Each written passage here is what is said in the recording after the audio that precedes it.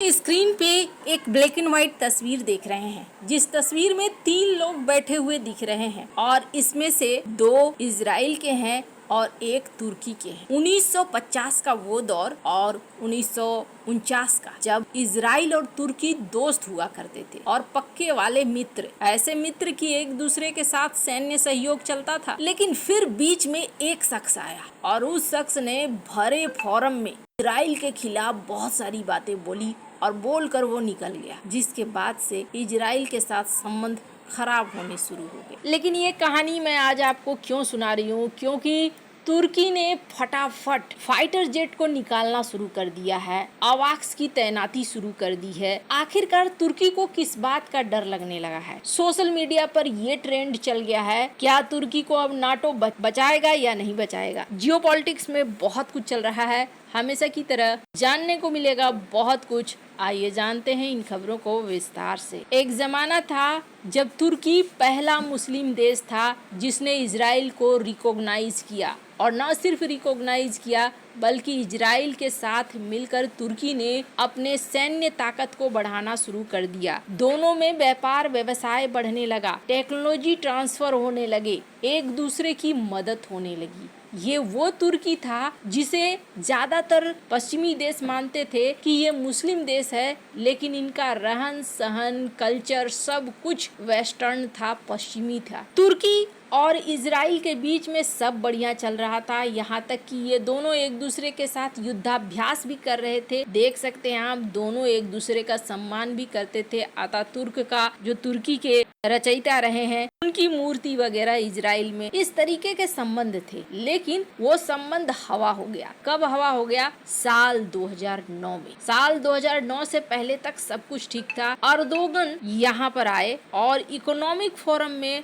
Erdogan ने धड़ाधड़ खराब बोलना शुरू कर दिया, इजराइल के खिलाफ बोलना शुरू कर दिया, और फिलिस्तीन के मामले में अर्दोगन ने फिलिस्तीन का साथ लिया। ये एकदम से टर्निंग पॉइंट था, और यही टर्निंग पॉइंट भारत के साथ भी हुआ। तुर्की और भारत में बहुत अच्छी मित्रता थी, सब कुछ बढ़िया चल रहा था, लेकिन अचानक से अर्दोगन में बदलाव आया और उस बदलाव ने अर्दोगन को पाकिस्तान के साइड खड़ा कर दिया। अब क्या बदलाव था? बदलाव ये था कि तुर्की के अर्दोगन अब ये सोचने लगे कि मुझे बनना है खलीफा और मुझे अपने साम्राज्य को ऑटोमन साम्राज्य में बदलना है, और इसका मतलब है कि जितने मुस्लिम देश हैं उन पर राज करना है। तो ऐसे ऐसे मुद्दे उठाओ जिस मुद्दे में मैं अपने आप को खलीफा शो कर सकूं। फिलिस्तीन की बात करूं मैं, कश्मीर की बात करूं मैं। तो ऐसे में अर्दोगन की टेंशन और दुश्मनी इजराइल के साथ भी बढ़ गई और भारत के साथ भी बढ़ गई। अब अचानक से क्या हुआ है कि अर्दोगन ने तुरंत से अपने बेस में ऑर्डर देना शुरू कर दिया है, और इनकी सेना भी बड़े एक्टिव हो गए हैं। सेना के लोग, वायुसेना भी एक्टिव हो गई है, धड़ाधड़ निकल रहे हैं फाइटर जेट, अवाक्स। तुर्की ने अपने हवाई क्षेत्रों में धीरे धीरे पेट्रोलिंग बढ़ा दिया है, किसी अलर्ट की घोषणा नहीं करी है, लेकिन यहाँ पर गश्ती बढ़ा दी है। क्यों गश्ती बढ़ा दी है? तुर्की की मीडिया क्या कहती है? तुर्की की मीडिया ये कहती है कि इजराइल का अगला निशाना कतर है, और सोशल मीडिया पे ये डिस्कस किया जा रहा है कि अगर इजराइल का अगला निशाना तुर्की है और अगर तुर्की पर हमला होता है तो सोशल मीडिया में ये भी डिस्कस हो रहा है कि क्या नाटो आएगा या अमेरिका वीटो कर देगा। अभी कुछ ऐसी घटना न हो जाए, इसके वजह से तुर्की यहाँ पर लगातार अपने पेट्रोलिंग को बढ़ा रहा है, फाइटर जेट वगैरह को भेज रहा है। लेकिन इससे पहले 8 सितंबर को इजराइल ने एक और कांड किया है। इन्होंने सीरिया में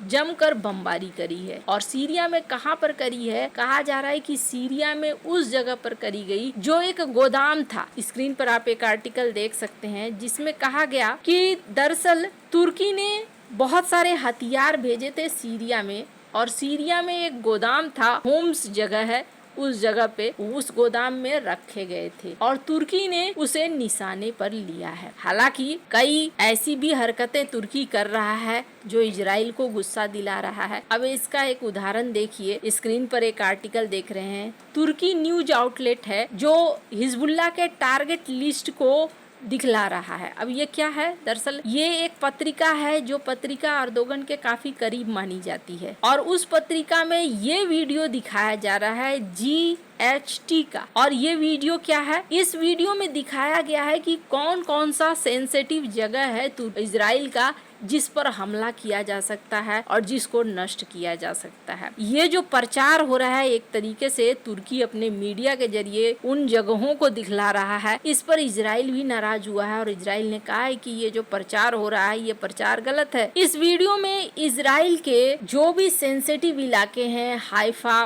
पोर्ट, हाइफा के सेंसिटिव आर्किटेक्चर, इसके अलावे कई सारे बंदरगाह, इन जगहों को इस वीडियो में दिखलाया गया है विस्तार से और बताया गया है कि कहां पर क्या है, क्या करने से क्या नुकसान होगा। और इस चीज को लेकर इजराइल भड़का हुआ है। इजराइल का कहना है कि आप ऐसा कैसे कर सकते हो, आप हमारी संवेदनशीलता को नहीं देख रहे हो। अब ये ना कोई कपोल कल्पना नहीं है कि अगला निशाना तुर्की हो सकता है। इजराइल का अगला टारगेट पाकिस्तान का दोस्त और भारत का विरोधी तुर्की हो सकता है। अमेरिका के एक बड़े थिंक टैंक का भी ये आकलन है। तुर्की पर इजरायली स्ट्राइक को लेकर AEIA ने भी एक रिपोर्ट दी है। इस रिपोर्ट में कहा गया है कि हमास के खिलाफ इजराइल की रणनीति इस वक्त एकदम अलग है और ये कहना गलत नहीं होगा कि हमास के खिलाफ इजरायली कार्रवाई अब सिर्फ गाजा या उसके नजदीकी हिस्सों तक सीमित नहीं रहेगा। ईरान और कतर में हमास के आतंकियों का खात्मा करके इजराइल ये साबित कर चुका है कि इस वक्त हमास को सबसे बड़ा नैतिक समर्थन अगर कहीं से मिल रहा है तो तुर्की से मिल रहा है। इसलिए ये संभव है कि इजराइल अब तुर्की में हमास के आतंकियों को खत्म करे या फिर तुर्की से सामरिक टकराव की तरफ बढ़े। इस रिपोर्ट में इजरायली कार्रवाई की संभावना के पीछे और कारण भी दिए गए हैं जो काफी ठोस है, क्योंकि गाजा युद्ध के दौरान अगर हमास को लगातार किसी से समर्थन मिला है तो वो दो ही देश थे, ईरान और तुर्की। ईरान से इजराइल टकरा चुका है। कतर में हमले पर तुर्की के राष्ट्रपति अर्दोगन ने जो प्रतिक्रिया दी वो इजराइल के उकसाने के लिए काफी है। इजराइल पर अर्दोगन का ये जुबानी वॉर कहीं ऐसा न हो कि बड़े लेवल के युद्ध में बदल जाए। कतर पर इजरायली हमले को लेकर अर्दोगन ने कहा कि इजरायली हमला सीधे तौर पर कतर की स्वतंत्रता का हनन है। इजराइल ने सिर्फ कतर पर हमला नहीं किया है बल्कि इजराइल ने क्षेत्रीय अस्थिरता के लिए भी खतरा पैदा किया है। इजराइल के प्रधानमंत्री बेंजामिन नेतन्याहू ने आतंक फैलाने को अपनी राष्ट्रीय नीति का हिस्सा बना लिया है। कई बार अर्दोगन इस तरह की बातें कहते हैं जो काफी कड़वी बातें होती हैं, लेकिन अब यहाँ पर तुर्की भी फाइटर जेट वगैरह को भ्रमण पर भेज रहा है। अब देखना होगा कि ये मामला क्या आगे बढ़ जाता है या फिर मामला रुकता है। हालांकि तुर्की की तरफ से ये भी कहा गया है कि हम हमास को कोई सैन्य समर्थन नहीं करते हैं, बल्कि सिर्फ कुछ लोगों को जगह दे रखी है नैतिक तौर पर क्या इजराइल इन चीजों को मानेगा? अब देखना होगा आगे क्या होता है। वैसे आपको क्या लगता है, अगर तुर्की पर हमला होता है तो क्या नाटो आएगा और क्या आर्टिकल 5 एक्टिव होगा? कमेंट कर अपनी राय जरूर बताएं। जल्द मिलते हैं अगले वीडियो में नई खबर के साथ।